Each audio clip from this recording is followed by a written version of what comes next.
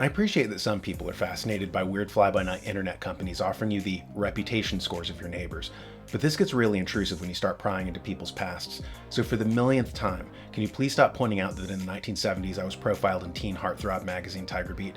That was when I was young. I needed the money. I was working my way through college. Don't judge me.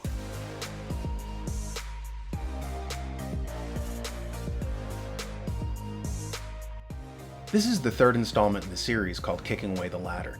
It profiles how the elites ascend to power, and then to prevent you from following, they change the rules so that you can't replicate their success. In this installment, we're covering how they kick away the ladder in terms of education. While oligarchs like Warren Buffett, Jeff Bezos, or Mark Cuban follow the precepts of Stoic philosophy and prize logic, they encourage your kids to have a blurrier, more emotion-based curriculum. Walter Lippmann, in his book The Phantom Public, says penetratingly, since the general opinions of large numbers of persons are almost certain to be a vague and confusing medley, action cannot be taken until these opinions have been factored down, canalized, compressed, and made uniform. The making of one general will out of a multitude of general wishes is not an Hegelian mystery as so many social philosophers have imagined, but an art well known to leaders, politicians, and steering committees. It consists essentially in the use of symbols which assemble emotions after they have been detached from their ideas. This decay of ideas into emotions is at the heart of the issue. The average child today is not trained to think logically, but to think emotionally. As Cicero said, the education of a free man consists in teaching him how to think, whereas the education of a slave consists in teaching him what to think. Around 1910, Edward Thorndike, engaged by the oligarchs of his time to reform the educational system, said that children shouldn't be educated, they should be trained, like animals. He was going off the Russian behavioral psychologist Ivan Pavlov in his famous dog experiments. Fascinated by his findings of operant conditioning, a new technocratic elite decided to apply these tools to manipulate future generations. Instead of teaching them, efforts and resources were marshaled to training them. Hence neurolinguistic trigger words like racist, which when uttered, places a certain subset of people into a trance and can be used to mete out violence. These people aren't taught, they're trained. Cass Sunstein and Richard Thaler, in their book, Nudge, talk about choice architecture, what used to be called social engineering, and how they employ something called libertarian paternalism. The example they give is of a school cafeteria manager wanting kids to eat healthier food. The choice architect would place the healthy stuff at eye level. The kids would then be encouraged to move along a predetermined course, all lined with the nutritious food. Of course, say the authors, cakes and pies and stuff can be placed in a distant location, but it would cost extra cognitive effort to jump off the conveyor belt to get it. Likewise with the education system.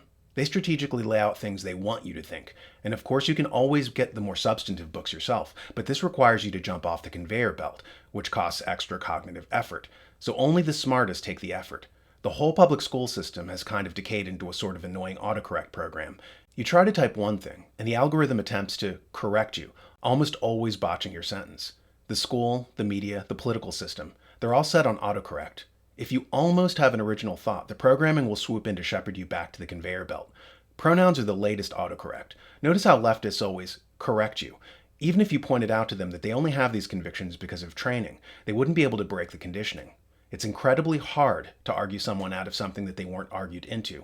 From the time they were small children, they weren't taught how to think, but rather they were taught what to think. This is why the wealthy pull their kids out of these schools and send them to places like Waldorf schools, where electronics are disallowed. People like Steve Jobs and Bill Gates have famously said that they limit their own kids' access to the internet and social media. They want their kids trained in Stoic philosophy and critical thinking. This was, as William Rosen calls it, the training system for leadership in the Roman Empire. The elites are rearing their kids to be leaders, and your kids to be followers. Another way they kick away the ladder is by demanding exclusivity for places like Harvard or Yale, while telling the rest of society not to be selective with who it lets in. So while you would be arrested for trespassing on Harvard's grounds without being a student there, the faculty of Harvard teaches its students that America should have open borders and not care about who enters its territory. So you have this cognitive disconnect, whereby the most elitist and exclusive institutions in the country are reserving the right to be selective about their admissions, while telling the business community and government that it shouldn't be selective about who they allow into their institutions. This is one more way that they maintain quality control for their class, while torching quality control for yours. Check out this page from Harvard's website, where the Harvard University Police Department wants to maintain a safe and secure environment for the students, and tells them that if they see something, that they should say something. Consider this success story. A staff member contacted HUPD reporting an unaffiliated person at the Langdell Library using a computer workstation. Upon arrival, officers located the individual who was given a no trespass warning earlier in the day. The individual was placed under arrest for trespassing. Placed under arrest for trespassing? Interesting. So they believe that for their institution, if you have no legal authorization to be there, you ought to be detained and escorted out.